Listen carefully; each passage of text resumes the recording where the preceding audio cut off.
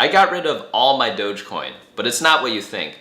Unlike most crypto bros, I actually have used cryptocurrency and sent it to other people and also received it. A lot of people have not actually done that despite being so deep into the crypto rabbit hole. It's actually incredible that most people have only dealt with cryptocurrency from a broker. So they go to a broker, they buy and sell or whatever, and then that's it. They don't actually send cryptocurrency to anyone else. They've never used it for a transaction.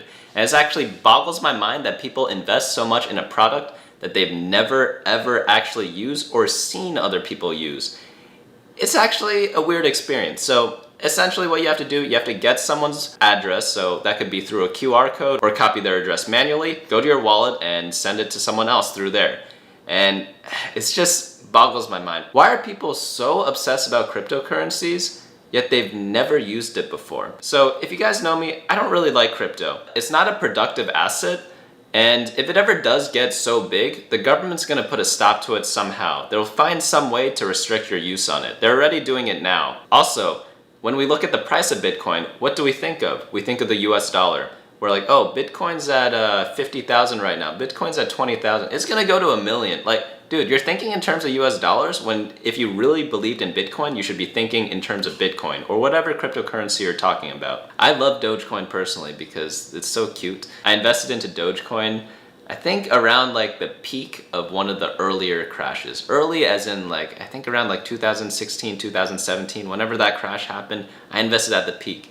So at the time, obviously I was pissed, but it didn't really matter because right now it's just so high. What I find hilarious is that whenever I tell people, yeah, I own some Dogecoin, they're like, oh, didn't it crash recently? I'm like, yeah, it did. They're like, so you're down a lot of money. I'm like, no, I got in like a couple of years ago, so it's fine. They're like, oh, you got in like really early then. But I'm like, no, I got in pretty late, very late to the game. People think like investing into cryptocurrencies in like 2017 is like early. It's like, what? They've been out for so long before that. It's just incredible like how different the perspectives are for people who are just like not very familiar with the coin. It's been out since 2013 and like Bitcoin's been out for even longer. And I just like Dogecoin because it is a joke. I think crypto is a joke for the most part. And well, not a joke, but it's not like a serious thing in my opinion. And you're fine to have your own. I'm not here to convince you of anything.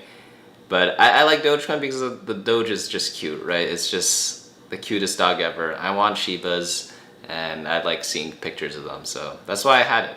Keep in mind, I hate government having control over things, so I should be one of the biggest supporters of a cryptocurrency. I actually used the cryptocurrency recently to avoid big bank fees. So I went on an international trip and I went to visit my friend. Typically, you would exchange some currency or use my credit card and exchange it through there. However, I didn't pay for any part of my trip. My friend paid for it all, and then I paid him back in Dogecoin. So that's how I lost all my Dogecoin. I actually used it for its intended purpose, which was kind of just paying someone overseas. That's one of the use cases that people talk about. And it is super, super cheap. I believe the total transaction cost I had was just 4 Dogecoin. Meanwhile, if I use a credit card, even with no foreign transaction fees, you're still paying money on exchanging the currency. And that could end up being a lot. If I use PayPal to send him money, I would get an international fee on that one too. Even if I do a friend-to-friend transfer, I actually get charged both on the exchange in PayPal and there'd be like a flat fee because it's international. It's actually kind of crazy. But again, just for 4 Dogecoin, I was able to avoid all those fees on around the value of 2,000 US dollars. Isn't that kind of crazy? It actually has a very strong use case. And I actually used it for that use case. But a lot of crypto bros, they've never used it for any use case whatsoever. Again, I'm all for this because anything that the government has less control of is probably a good thing. I'd rather have things be in the hands of the people. But the government has put a stop to some things in cryptocurrency. So a lot of people use it to scam people. And I don't know the exact story, but there's some brokerage who pretty much stole, I think like 50 million worth of Bitcoin and they just went into hiding, right?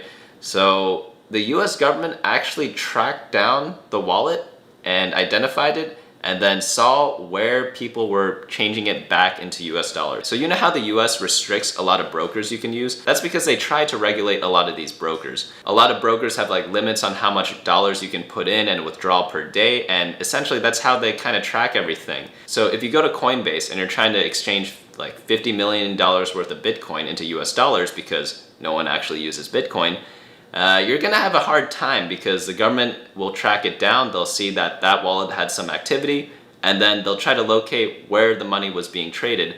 And then because Coinbase wants to operate within the US, they'll probably tell the government where it went, because if not, the government will shut the company down, right? Or won't allow them to operate in the US.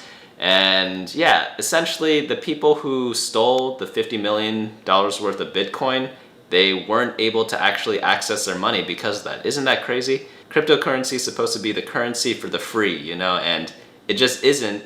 Granted, they scam people, so don't get me wrong on that. Like, I wish they didn't, but they weren't able to move the money in the way they wanted anyways, which was hilarious to me because that's like one of the advantages supposedly of crypto. But it's hard to convert it back to USD, which is what everyone uses. And if you can't do that, like, what's the point of holding it? It's really, really weird. But essentially, all these like soft regulations make me just see that it's not that valuable compared to what people are saying it is. And again, like, I did use it. I'm one of the few people on this earth who have. I sent it to my friend in a different country to pay him. And it was wonderful. I definitely do it again because it's a lot cheaper than everything else. But I just hate how people are so passionate about something, but they're so blindly passionate about it. And they just have never used the product for its intended use before, yet they'll nonstop talk about it every day. They'll be posting Insta stories being like, oh, this coin's at this price right now. I made money on that one. Oh my God, insane. But they've never used it. Like, how can you believe that much in a product that you've never used? Just a small rant. Let me know your thoughts on crypto in the comments below. And yeah, that's pretty much all there is to it.